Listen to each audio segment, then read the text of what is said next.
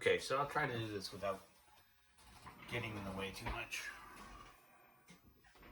So today, or this very moment, just playing with flat washes. Hopefully you can see the water, paint, brushes, my paper towels for tapping or unloading the brush. Looks like you can. And the paper. So you can see I've been practicing a few. Right. Some befores and afters. And you go to different websites and you find out different things about flat washes. And if you can notice here, I'm struggling, so I'm not by any means an expert. So certainly you wouldn't be intimidated by what I'm showing you here. Just to run through the stuff, I'm not using anything fancy for paint. I'm using a set of Winsor Newton Cotman 12, like a field set basically. Very much considering going to do it in the near future, getting some tubed pigments. See if that makes a difference for quality. Yeah, so that's the paint. Nothing too fancy. My brushes are, bought at the art supply store. Not the worst, not the best. I don't have any currently. Towels for tapping, for getting rid of paint. I'm using paper towels. Paper. What I'm painting on right now is what would be considered really cheap watercolor paper. So it's a Amazon Basics, basically. 140-pound sheet. It's okay for testing and playing. I can tell you right now, if I use better paper, I know I can do better. So I also have some Saunders Waterford hot press. So much smoother surface, and cold press. Right. So these are 100% cotton, really nice papers. I prefer, I can't say I prefer either one. But they would definitely make flat washes easier. One thing that was interesting watching all these, I'm playing right now, as you can see, with a board that's flat. Right? I was looking out there and people were showing these beautiful big flat washes. What did they do to make them beautiful and big? They took their board and they tilted it. So then when they're painting, I don't have that set up right now. I probably will do it in another video just to see as a comparison. But they would paint across and chase the water down the page so the gravity would help you, right? Because the thing, in just doing this for a few minutes, right? I don't know if you can see edges on these. Yeah. I don't know if you can see these have edges. So it's a flat wash with edges. That's because I use too much water. Right? These are getting closer, right? This is, okay. We're starting to get there. It's too much water is a problem. Here's too much water in paper. So I have beautiful flat washes until they started to actually buckle the paper. And the paper then starts to get us in the way, which is why, right, using it in a different way or putting it on an angle would be great. So let's just try. Let's play. Right. So I'm getting the brush wet, but then I'm drying up a lot of it because I've just got the pigment, the paint, loaded with water, right? So I'm trying to reproduce as close to a tube of paint kind of saturation level, right? Not a lot of water in the brush. Because what you don't want, what I'm finding, is you don't want the paint moving around. You want it to just be what you're putting down, right? And I'm drying off a little bit here, so I can just pick up that little bit extra. Right? That's not perfect by any means, but compared to what I had from the beginning, so is this, I don't know if you can see, here I'll just put down some pigment, right? So it's pretty opaque. So just a touch of water, even dry off a little bit of that. Pull that in here. And then just quickly back into this one might be too wet, right? You can start seeing the variations because of the wetness already.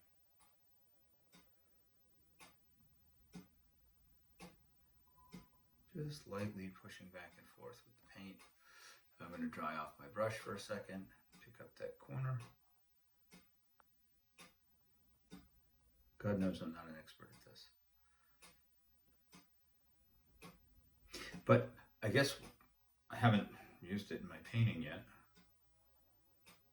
But I'm trying to be careful from experience of doing some of these other ones. If I get the brush too dry, then I start to remove too much paint. So I'm very lightly tabbing, just taking up little bits, little pieces. So, you know, that's not by any means perfect, but for me, I'm seeing it get better, right? So I'm going to just fatten up the paint a little bit more. I'm sure I'm using all the correct terms. Right? Not at all. Get rid of some of the moisture in the brush in general.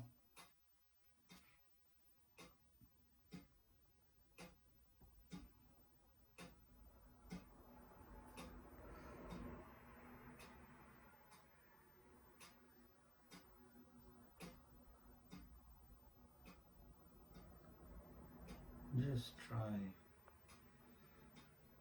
keep this even. I'm going to try coming in from a different angle. Wonder if that does anything for me.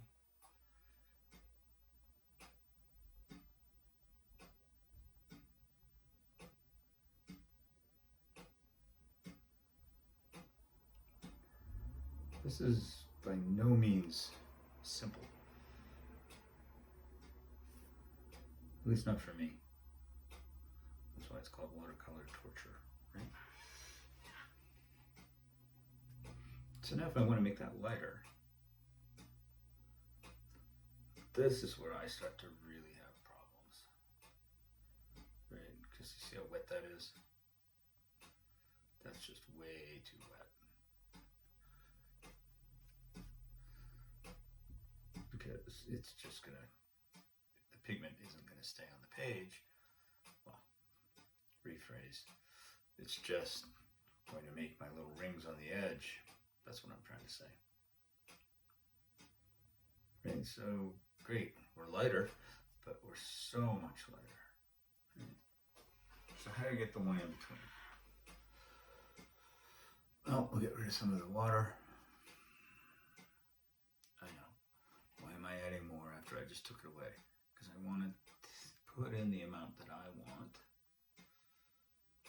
Now, obviously, I could take this paint,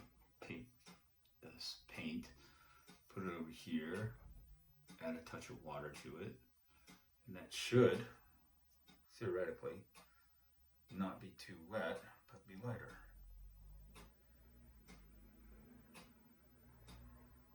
Wouldn't that be nice?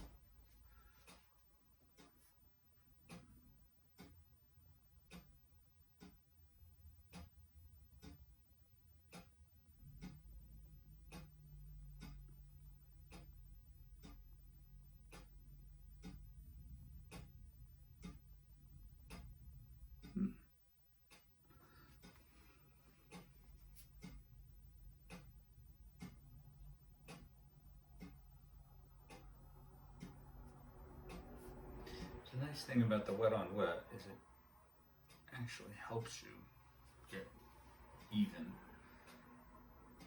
right? If you noticed, I was loading it just slightly in some places. And okay, so from here to here, slightly less.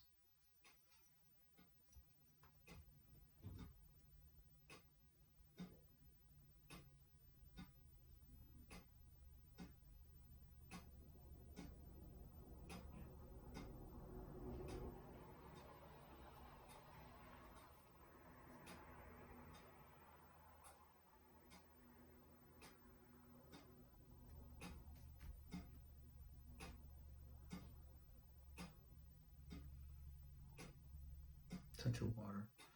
See if that gives me enough pigment in the water without getting too much water on the page.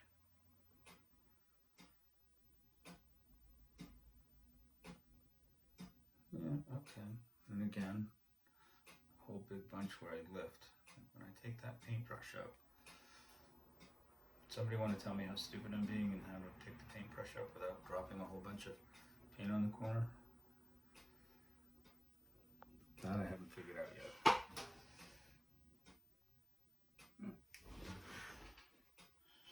So, this is actually probably going to be darker.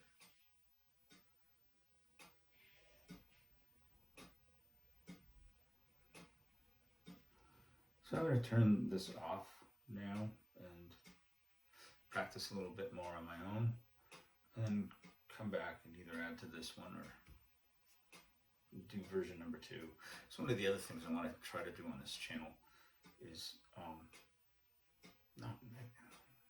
not keep people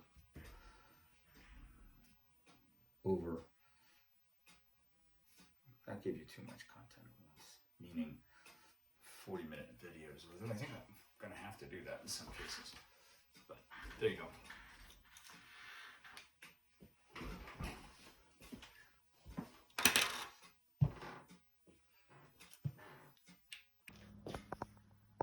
So I just wanted to add something to that last video.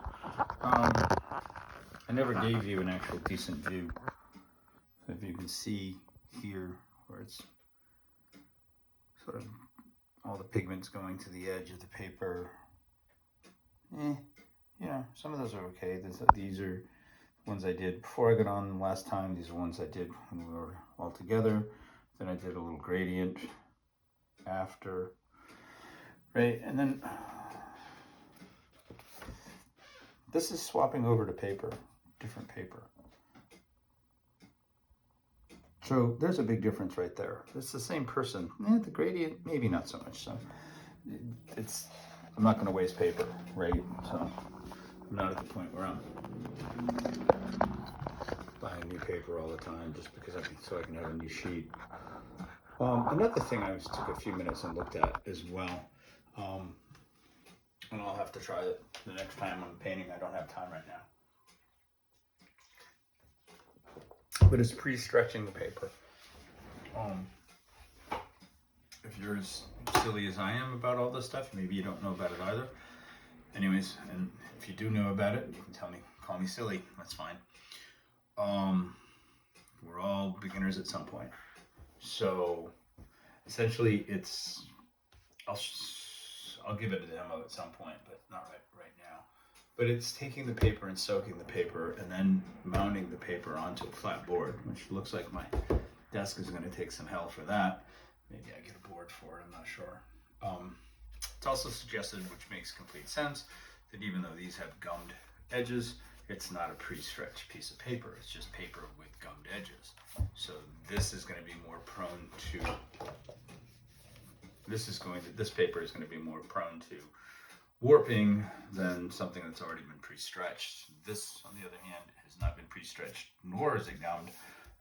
So I'm surprised it even held up like it did. Anyways, it was looking better until we got on camera, and then of course it went to hell. Isn't that just the way it's gonna go, right? So I was just practicing gradient, or bringing things down from gradient, whichever one describes. Sorry, but I don't know if you hear the dog and the mailman. The vicious dog needs to scare the mailman away.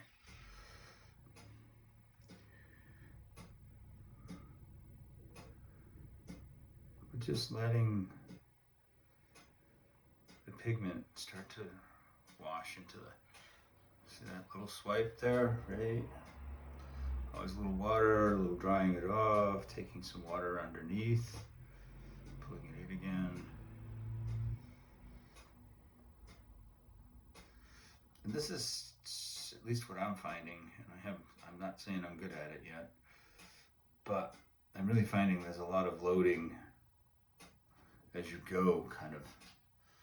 If it gets too wet, you end up with some really awful stuff, right? So I'm going to pre-wet a little bit and then take and start to load down here.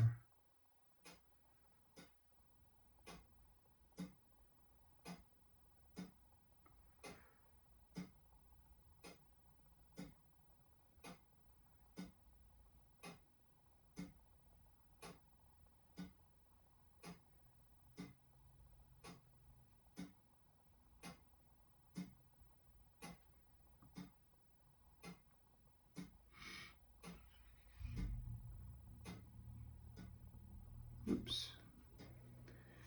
Got a little much in the corner. But this was a suggestion, and I'm starting to do it from another website. It actually makes a lot of sense to me, where you're just taking your color and trying to show where it goes from intense to not. Now there's another whole video that I've seen that I'll practice in the near future about doing actual gradients, right? Which I guess this is kind of, but it's not a full, it's not a sheet.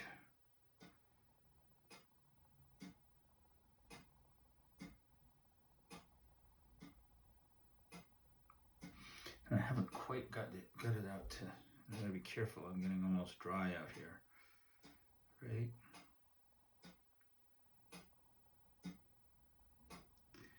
You can go even, should go even lighter, right?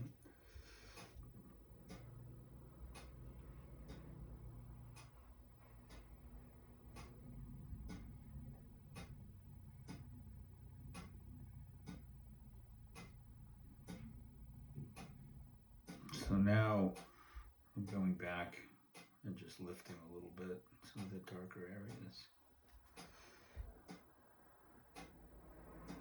Try to even it out a little bit, just for my own satisfaction, not for, and you know,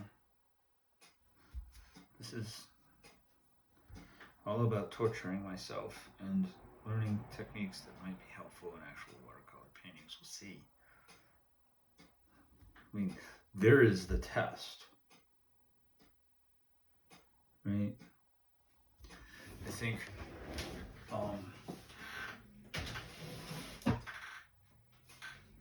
this one happens to just be a good victim. Sorry, I'm grabbing a painting. Right? I think after I do this stuff for a couple of weeks, let's go and repaint this again. And see what we can do and see if it actually looks nicer. Taking some of these learned techniques and then putting it in there. So I'm gonna wait a minute and see. Meaning, I'm gonna pause and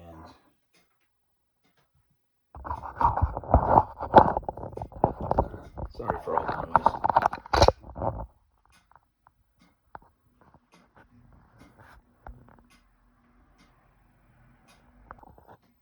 All right, so just 2 seconds here, finishing off this video. I wanted to just give you guys at least a view, right?